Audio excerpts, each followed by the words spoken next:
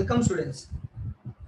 Final account, ભાગીદારોના વાર્ષિક હિસાબો, partners final એકાઉન્ટની આપણે ચેપ્ટર ચાલી રહ્યું છે, ચર્ચા કરી રહ્યા છીએ. અને આ ચેપ્ટરમાં તમને લોકોને મેં મેથડ કેવી રીતે લખવી એ આખું કેલ્ક્યુલેશન્સ તમને બધા બતાવ્યા. ક્લોઝ કરતા શીખવાડું, કયા એકાઉન્ટમાં શું આવે એ શીખ્યા. આપણે બે ટાઈપ શીખ્યા મેન્ટેન કરવાના. કેપિટલ એકાઉન્ટ મેન્ટેન કરો, ખાલી કેપિટલ એકાઉન્ટ. મૂડી ખાતું બનાવો ખાલી. બીજું મૂડી ખાતું અને ચાલુ ખાતું, કેપિટલ એકાઉન્ટ અને કરંટ એકાઉન્ટ બંને બનાવો. આ બંને આપણે શીખ્યા. અને જ્યારે બંને બનાવીએ છીએ ત્યારે એન્ટ્રીઝ કેવી રીતે કરીએ છીએ એ પણ આપણે શીખ્યા. એટલે આટલું તો આપણે થોડું શીખી ગયા. હવે તમારે સમ્સ એક્ઝામમાં કેવી રીતે કરવાના, તો ટ્રેડિંગ એકાઉન્ટ, વેપાર ખાતું, પીએનએલ એકાઉન્ટ, નફા નુકસાન ખાતું, આ બંને અલગ અલગ પેજ પર આખા બનાવવાના અલગથી. પણ ત્રીજું પેજ પીએનએલ એપ્રોપ્રિએશન એકાઉન્ટ અને પાર્ટનર્સ કેપિટલ કરંટ એકાઉન્ટ એ એક જ પેજ પર હોવા જોઈએ. નફા નુકસાન ફાળવણી ખાતું અને ભાગીદારોના મૂડી ખાતા કે ચાલુ ખાતું એ એક જ પાના પર હોય, એક જ પેજ પર હોય, ઉપર નીચે.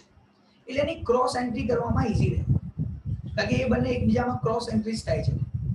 એ તમારે ઈઝીલી રહે એટલા માટે આવું કરવાનું છે. હવે આ કોમન ઇન્સ્ટ્રક્શન આપું છું છોકરાઓ, શું કરવાનું છે આપણે, જેથી તમે લોકો સારી રીતે સમ કરી શકો એક્ઝામમાં.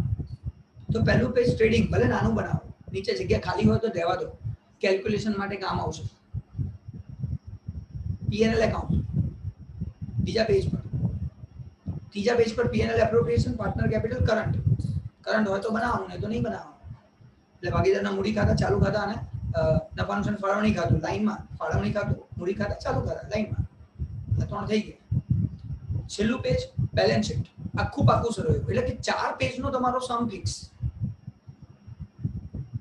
હવે વાત આવે છે મોસ્ટ ઇમ્પોર્ટન્ટ, પાંચમું પેજ છે, ફિફ્થ પેજ છે કેલ્ક્યુલેશન, વર્કિંગ નોટ. આ ફિક્સ બનાવવાનું જ. હવે હું તમને વર્કિંગ નોટ કરાવીશ. તમે સમ કરતા હો ત્યારે કેલ્ક્યુલેશન્સ જ્યારે કરવાના છે, adjustment number 1 working note, adjustment number 2 working note, hidden adjustment number 1 working note. એટલે એ તમે હિડન એડજસ્ટમેન્ટ 1 2 3 આ વર્કિંગ નોટમાં લખવાનું. જો ડાયરેક્ટ આવડે, ડાયરેક્ટ એન્ટ્રીઝ જ્યાં થતી હોય ત્યાં ડાયરેક્ટ કરો, કોઈ ચિંતા નથી. જ્યાં બી ડાયરેક્ટ કરી શકો છો ડાયરેક્ટ કરો. જ્યાં નથી કરી શકતા ડાયરેક્ટ કેલ્ક્યુલેશન કરવું પડે છે, એ તમારા આન્સરનો પાર્ટ છે. એટલે એકાઉન્ટમાં એક ફાયદો એ છે, જો તમે વર્કિંગ બરાબર કર્યું હોય ને તો અમુક વખત તમે એન્ટ્રીઝ આપવાની ભૂલી જાઓ છો. એટલે અમુક વખત એન્ટ્રી આપવાનો ટાઈમ નથી રહેતો.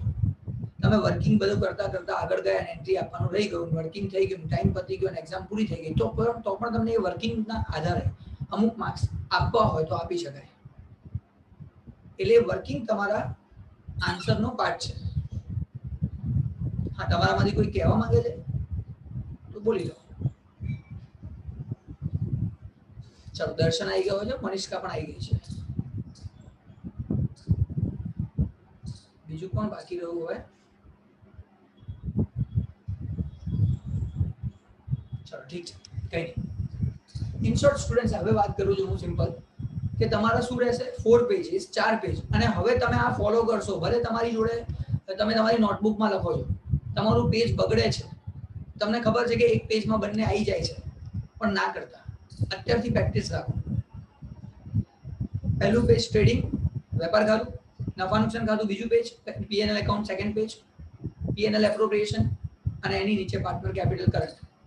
ભાગીદારના નફા નુકસાન ફાળવણી ખાતું, એની નીચે ભાગીદારનું મૂડી ખાતું કે ચાલુ ખાતું. ચોથું પેજ પાકું સરવાયું બેલેન્સ શીટ. પાંચમા પેજથી વર્કિંગ નોટ. અને આજથી જે હું તમને કરાવવા જઈ રહ્યો છું, વર્કિંગ નોટ કરાવવા જઈ રહ્યો છું. અને દરેક સમ વાઇઝ એક એક સમની વર્કિંગ નોટ આપણે કરતા જઈશું. બરાબર? તો આપણે કરીએ છીએ સ્ટાર્ટિંગ. પહેલા તો મેં તમને લોકોને કીધું હતું કે સમ નંબર 14 કર્યા પછી કયો નંબરનો સમ કરવાનો તમારે?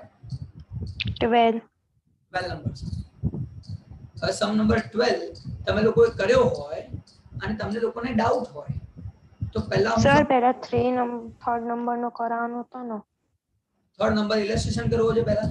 હા હા ચાલો એ બતાવી દો. એટલે દેવાંશીને પણ એક એની અંદર સેમ ડાઉટ છે મારે ને એનું મોસ્ટ પ્રોબેબિલિટી બંને સોલ્વ થઈ જશે. તો હું પહેલા ઇલસ્ટ્રેશન નંબર 3 સોલ્વ કરાવી દઉં છું. એની અંદરના બધા એડજસ્ટમેન્ટ જ્યાં તકલીફ છે એ સોલ્વ કરાવી દઉં છું.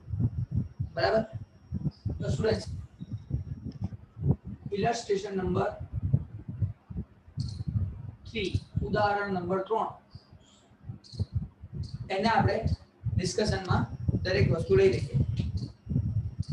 તો દેવાંશી અને ધ્યાનીને સેમ ડાઉટ છે, પણ એ ડાઉટ છે ને મારે બધાને ક્લિયર કરવો જરૂરી છે કારણ કે એ મેં શીખવાડ્યું નથી. બરાબર? ચલો ઇલસ્ટ્રેશન 3 માં કોઈ સ્ટુડન્ટને બીજો કોઈ ડાઉટ છે એની અંદર બીજા એને શું ડાઉટ છે? એને કમિશનનો ડાઉટ છે. કમિશન કેલ્ક્યુલેશન હું તમને શીખવાડું. કમિશનની ગણતરી હું તમને શીખવાડું. એના સિવાય તમારે કોઈ હોય ડાઉટ તો પહેલા તમે પૂછો. તમારામાંથી કોને ડાઉટ છે એ મને સીધું પૂછવાનું ચાલુ કરો. ઉદાહરણ 3 ઇલસ્ટ્રેશન 3 તમે કર્યો હોય અને ડાઉટ હોય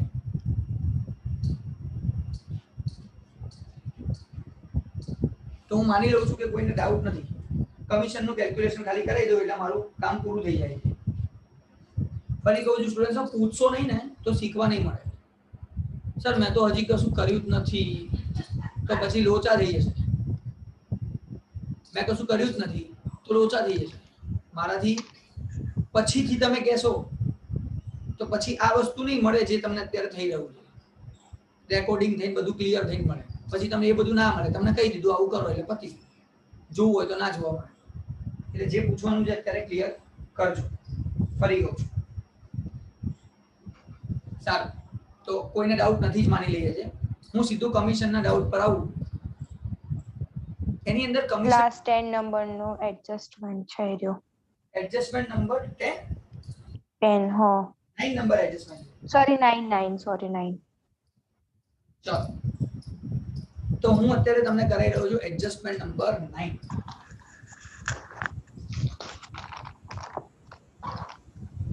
હવાલા નંબર 9 તમને કરાવી રહ્યો છું.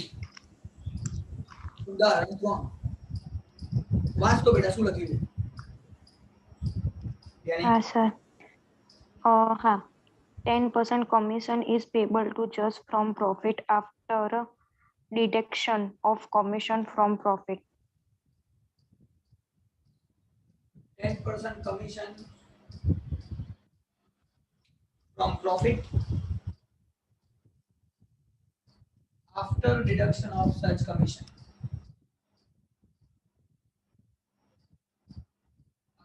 After deduction of such commission. આવું તમને લોકોને આપેલું છે. આટલી વસ્તુ તમને આપેલી છે અને તમારે કમિશન ગણવાનું છે. અચ્છા, કમિશન કોને આપવાનું છે? જશ નું કમિશન કેલ્ક્યુલેશન છે અને જશ આપણો પાર્ટનર છે. ગુજરાતીની અંદર ગુજરાતી મીડિયમમાં તમારામાંથી 9 નંબરનો હવાલો વાંચવાનો છે. વાંચો તો.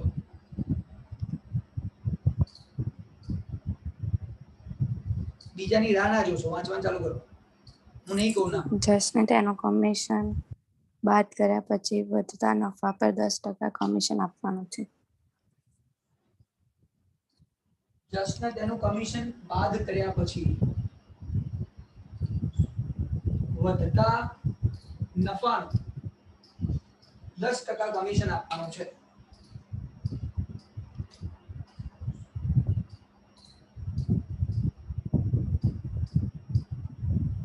હવે આનો મતલબ શું થાય છે એ સમજવા માટે તમને ચેપ્ટર નંબર 1 આવડવું જોઈએ. પણ કોઈ ચિંતા નહીં, આપણે ચેપ્ટર નંબર 2 પરથી 1 આવશે ત્યારે તમે લોકો એ કરી શકશો જાતે, એટલો મને વિશ્વાસ છે. હવે સ્ટુડન્ટ જ્યારે પણ તમને આવું કહે ને કે કમિશન 10% આપવાનું છે, 10% commission paid after deduction of such commission, આવો શબ્દ વપરાય, આવું મીનિંગ આવું કઈ બી આવે તો તમારું પહેલું કામ શું? ધ્યાનથી સમજજો છોકરાઓ, પહેલું કામ શું? તો હું તમને લોકોને અહીંયા ડ્રો કરીને સમજાવતો રહું છું જેથી તમને લોકોને તકલીફ ના પડે. આપણે પહેલું એકાઉન્ટ બનાવીએ ટ્રેડિંગ એકાઉન્ટ.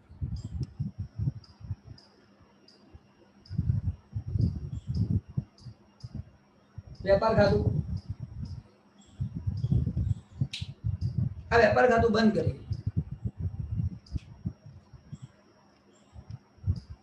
तो जिगर ये ट्रेडिंग अकाउंट क्लोज करूंगा तो मुझे यहाँ पे बैलेंस मिलेगा, वो क्या है?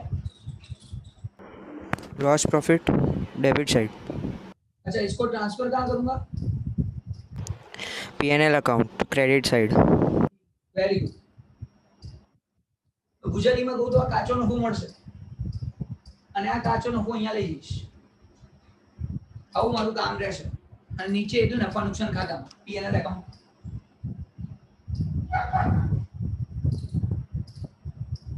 આની અંદર એન્ટ્રી થશે. તો આવું કરી નાખવાનું. આ એડજસ્ટમેન્ટ હોય, આવો હવાલો હોય તો છેલ્લે થાય. ક્યાં થાય? આની એન્ટ્રી કેવી રીતે કરવાની, કેલ્ક્યુલેશન ક્યારે કરવાનું એ શીખવાડી રહ્યો.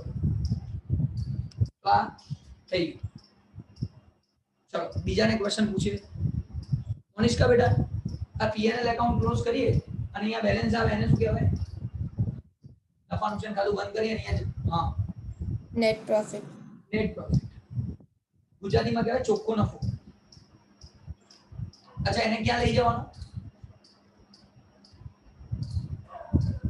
Balance sheet. હવે 12th માં આવી ગયા આપણે. અરે હા, અપ્રોપ્રિએશન અકાઉન્ટ. એનું એપ્રોપ્રિએશન. ના, સોરી. P&L appropriation account. ખાલી એપ્રોપ્રિએશન નહીં, P&L એપ્રોપ્રિએશન એકાઉન્ટ. તો સ્ટુડન્ટ્સ આવું તમારે કરી નાખવાનું. આ એડજસ્ટમેન્ટ દેખાય તો આના માટે સ્ટોપ નહીં થવાનું. આટલી એન્ટ્રીઝ કરી દેવાની, બીજી બધી એન્ટ્રી પતી ગઈ એવું માની લેવાનું. બધું તમને આવડી ગયું સમજી લેવાનું. આ એકાઉન્ટ ક્લોઝ કરો, બેલેન્સ લઈ જાઓ. આ એકાઉન્ટ ક્લોઝ કરો, બેલેન્સ લઈ જાઓ. એકાઉન્ટ બંધ કરીને આગળ લઈ જાઓ. હવે ધ્યાનથી સમજજો, આ એકાઉન્ટ પણ ક્લોઝ કરવાનું છે. આ એકાઉન્ટ બંધ કરી દો અને અહીંયા બેલેન્સ આવશે. તમે કહેશો સર હજી કમિશન લખવાનું બાકી છે. એટલે હા ભાઈ ખબર છે, તો બી તમારે આ એકાઉન્ટ ક્લોઝ કરી દેવાનું અને અહીંયા બેલેન્સ જોવાનું. અચ્છા, દેવાંશી પટેલ, આ બેલેન્સ ને કયું બેલેન્સ કહેવાય? એટલે આને શું કહેવાય?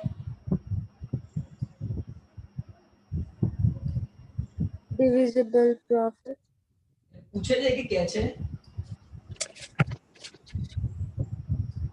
કહું છું સર, divisible profit. હા, હવે બરાબર. ડિવિઝિબલ પ્રોફિટ આવડે છે. શું તમે સમજો છો શું મને? બરાબર. ડિવિઝિબલ પ્રોફિટ વહેંચણી પાત્ર નફો કહેવાય. અને તમને હવે આના ઉપરથી આ લખવાનું નહીં, આ ખાલી શોધવાનું, ફાઇન્ડ કરવાનું, પણ લખવાનું નહીં, કારણ કે હજી કમિશનનું કેલ્ક્યુલેશન બાકી. અને આ પ્રોફિટ ઉપરથી તમારે કમિશનનું કેલ્ક્યુલેશન કરવાનું. હવે કમિશન કેલ્ક્યુલેશન કેવું કરવાનું, ધ્યાનથી કઈ રીતે કરવાનું ધ્યાનથી સમજીએ. આને કહેવાય ડિવિઝિબલ પ્રોફિટ. પણ એકચ્યુઅલી આ ડિવિઝિબલ પ્રોફિટ હજી નથી. આ આપણો ફોર્મ પ્રોફિટ છે, આપણી પેઢીનો નફો છે. વહેંચણી પાત્ર નફો હજી મળ્યો નથી, કારણ કે આ પ્રોફિટ એવો હશે જેની અંદર હજી કમિશન આપણે માઇનસ કર્યું નથી.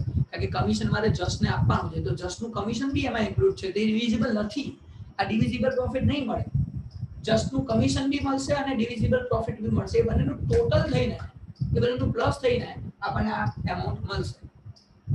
તો કમલ સર એવું માની લે છે કે તમે બીજી બધી એન્ટ્રી સાચી કરી છે અને આનો એકાઉન્ટ ક્લોઝ કરો છો તો તમારું બેલેન્સ આવે છે. એ બેલેન્સ આપણે અહીંયા નહીં લખી શકીએ કારણ કે ડિવિઝિબલ પ્રોફિટ નથી. અને એ બેલેન્સ કેટલું છે એક જ મિનિટમાં હું તમને કહી દઉં. 36,348. 36,348 આ છે તમારું બેલેન્સ. આટલું આવવું જોઈએ. તમે બધી એન્ટ્રી સાચી કરી હશે તો તમારું જે પ્રોફિટ આવશે એકચ્યુઅલી આ ડિવિઝિબલ પ્રોફિટ નથી, આમાં કમિશન ઇન્ક્લુડેડ છે. આમાંથી કમિશન અલગ કરી દઉં અને પછી જે વધે એને ડિવિઝિબલ પ્રોફિટ કહેવાય, એને વહેંચણી પાત્ર નફો કહેવાય. અત્યારે કમિશન આની અંદર છે. આટલે સુધી કોને ડાઉટ છે? દેવાંશી ખાસ તો તને અને ધ્યાની બંને ડાઉટ હતો તો આ એકાઉન્ટ ક્લોઝ કરીને આટલું બેલેન્સ આવી જવું જોઈએ. એટલે સુધી ક્લિયર છે દેવાંશી? હા સર. ધ્યાની તને આટલે સુધી ક્લિયર છે? ના સર. શું પ્રોબ્લેમ છે અહીંયા સુધીમાં? સર મેં ઓલું લાઈક મેં એન્ટ્રી છે ને જે ડેબિટ સાઈડ જસ અને યસની છે ને ખાલી ઇન્ટરેસ્ટ ઓન કેપિટલની જ મેં એન્ટ્રી આપી છે. એ તો એવું જોઈએ ને, એના સિવાય તો હા. કમિશન ખબર બી કેવી રીતે પડે કે કમિશન કેટલું છે? એટલે તો કહું છું હા પણ કમિશન પણ હશે, તું ક્લોઝ કરીશ ત્યારે કમિશન હજી બાકી જ છે, આપણે કમિશન અલગ કરવાનું બાકી છે, એટલે તો આ બંને ભેગી થઈને અમાઉન્ટ આવશે. અચ્છા તો આવી ગઈ, તો વાંધો નહીં. તારી કેટલી એન્ટ્રી થઈ જવી જોઈએ હું તને કહી દઉં. બાલા બીડી ક્રેડિટ સાઈડ એન્ટ્રી થઈ ગઈ? હા થઈ ગઈ. સોરી, નેટ પ્રોફિટ વાળી. હા નેટ પ્રોફિટ વાળી થઈ ગઈ. પછી interest on drawing credit side થઈ ગયું. થઈ ગઈ. થઈ ગઈ. Interest on capital debit side થઈ ગયું. થઈ ગયું. હવે તું એને ક્લોઝ કર, એ એકાઉન્ટ ક્લોઝ કર. તો ક્રેડિટ સાઈડ નું ટોટલ હા અને ડેબિટ સાઈડ માઈનસ કર. તારો આન્સર આટલો આવવો જોઈએ. કરી દઉં છું. ત્યારે જ કરીને મને પહેલા કન્ફર્મ કરાવે. સ્ટુડન્ટ જેણે પણ આ બધું કર્યું છે એના બધા માટેની આ વાત છે. આવી ગયું સર. આ શું આવ્યું તને? આ ડિવિઝિબલ પ્રોફિટ નથી. 30. આની અંદર હા. કમિશન છે. હજી કમિશન બાકી છે કેલ્ક્યુલેશન કરવાનું, એટલે તો આપણે અલગ રાખવાનું છે. આ એમાઉન્ટ ને લખવાનું નથી, ખાલી શોધવાની. ક્લિયર બેટા? હા સર. ઓકે. દેવાંશી તને પણ ક્લિયર હશે? હા સર.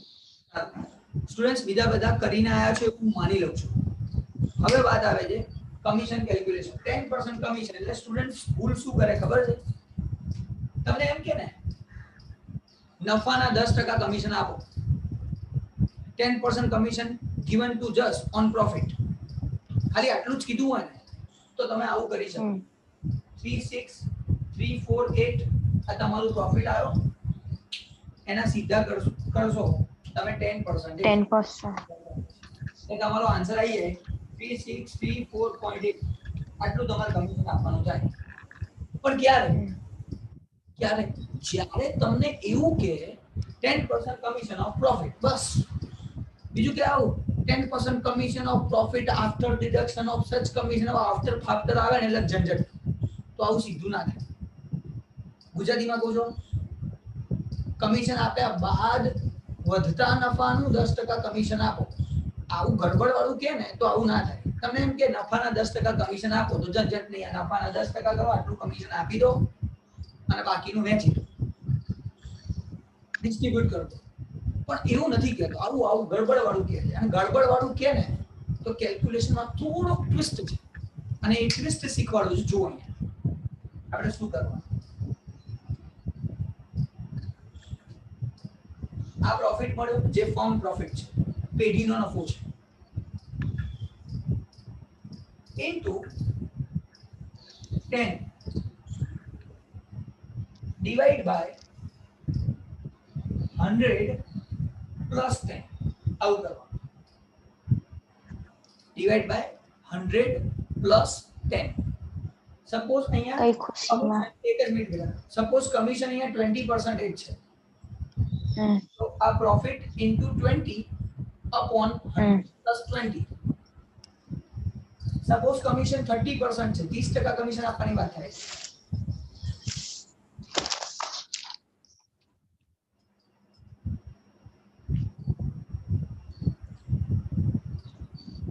સપોઝ અહીંયા કમિશનની વાત થાય છે 30%, તો શું કરવાનું? આ એમાઉન્ટ મલ્ટીપ્લાય 30 અપોન 100 પ્લસ 30.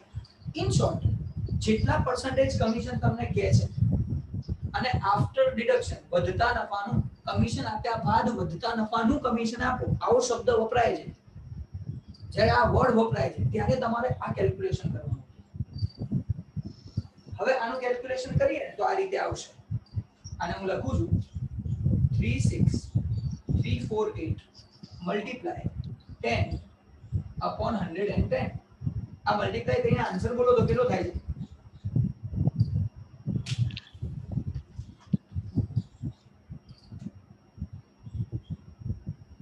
3304.36.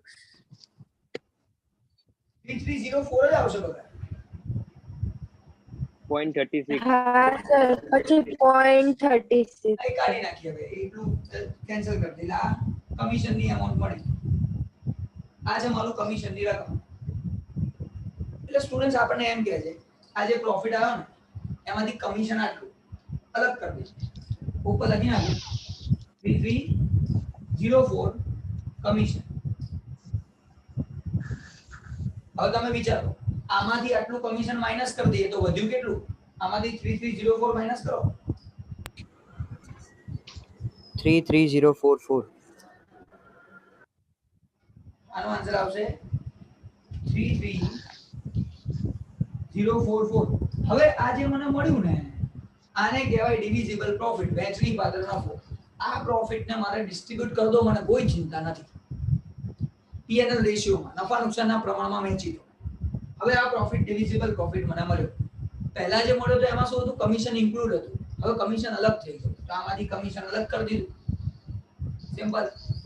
હવે આ કમિશનની બીજી ઇફેક્ટ ક્યાં આપવાની? ક્રોસમાં. ક્યાં? Balance sheet. બેલેન્સ શીટ ના આવે ભાઈ, આની નીચે એકાઉન્ટિંગ છે. Current. કરંટ કેપિટલ એકાઉન્ટ જે હોય મૂડી ખાતા. મૂડી ખાતું હોય તો મૂડી ખાતામાં જાય, ચાલુ ખાતું હોય ચાલુ ખાતામાં જાય. કેપિટલમાં ક્રેડિટ થાય ને, કરંટ હોય તો કરંટમાં ક્રેડિટ થાય. બેલેન્સ શીટ તો બકા માર્કેટમાં છે જ નહીં ડાયરેક્ટ અત્યારે. એટલે અહીંથી સીધું જશે કોનું જસ્ટ છે તો જસ્ટના એકાઉન્ટમાં ક્રેડિટ સાઈડ લખી નાખવાનું. તો તમને ઇલસ્ટ્રેશન છે, ઉદાહરણ છે, એમાં ક્રેડિટ સાઈડ આપેલું છે જુઓ. ક્રોસ એન્ટ્રી 3304 જસ્ટના એકાઉન્ટમાં સામે લખ્યું છે બાય કમિશન એકાઉન્ટ. કમિશન ખાતે. એટલે તમારો આન્સર આ બે એન્ટ્રી થઈ ગઈ અને આને ડિવિઝિબલ એટલે ડિસ્ટ્રીબ્યુટ કરો, વહેંચી દો. એને પણ ક્રોસ ટ્રાન્સફર કરો પાર્ટનર કેપિટલ એકાઉન્ટ. અને જીગર મને ડાઉટ છે, એનો मतलब કે તે પ્રેક્ટિસ નથી કરી સમની? नहीं सर, बाकी है. क्योंकि तूने आंसर ही ऐसा दिया तो मुझे डाउट लगा कि हाँ तो फिर 100% तेरा प्रैक्टिस करना बाकी है. ठीक है, आगे जाते हैं. भाई આ હવાલો હતો એડજસ્ટમેન્ટ નંબર 9, હવાલા નંબર 9, કમિશનની ગણતરી. ઉદાહરણ 3 માં મોસ્ટ આઈએમપી. આના સિવાય કશું અઘરું આખા પાછળના બધા જેટલા પણ સમ જોશો ને એકેમાં આવું નહીં આવે. એક જ એવું છે જે ધ્યાન રાખવા જેવું. બાકી આના જેવું અઘરું ક્યારે નહીં આવે. હા, 3 માર્કનો ક્વેશ્ચન એક્ઝામમાં પૂછાઈ શકે છે, બોર્ડની ફાઇનલ એક્ઝામમાં. ખાલી 3 માર્કનો કમિશન કેલ્ક્યુલેશન, પણ એ ચેપ્ટર નંબર 1 માંથી, 2 માંથી નહીં. હવે ઇલસ્ટ્રેશન 3 ઉદાહરણ 3 માં કોઈ ડાઉટ હોય તો પહેલા પૂછી લો. બીજી કોઈ વસ્તુમાં તમે કર્યું હોય અને ડાઉટ હોય તો પૂછી શકે છો. ત્યાંની કોઈ ડાઉટ બીજો? ના સર. બીજી બધી એન્ટ્રીઝ આવડે છે? ઓકે, દેવાંશી તને? ના સર, કોઈ ડાઉટ નથી. ઓકે, અને બીજું બધું છે પણ ઈઝી. ખરેખર હાર્ડ જેવું કશું છે નહીં. તમને લોકોને ખાલી આ કેલ્ક્યુલેશન માટે થઈને આ સમ બનાવ્યો. તો અહીંયા સ્ટુડન્ટ્સ હું સ્ટોપ કરું છું. ઇલસ્ટ્રેશન 3 ઉદાહરણ 3 ની ડિફિકલ્ટી. બરાબર? બીજા કોઈએ કર્યું નથી કે કર્યું છે મને નથી ખબર, પણ હું મારા તરફથી અહીંયા સ્ટોપ કરું છું. Bye bye.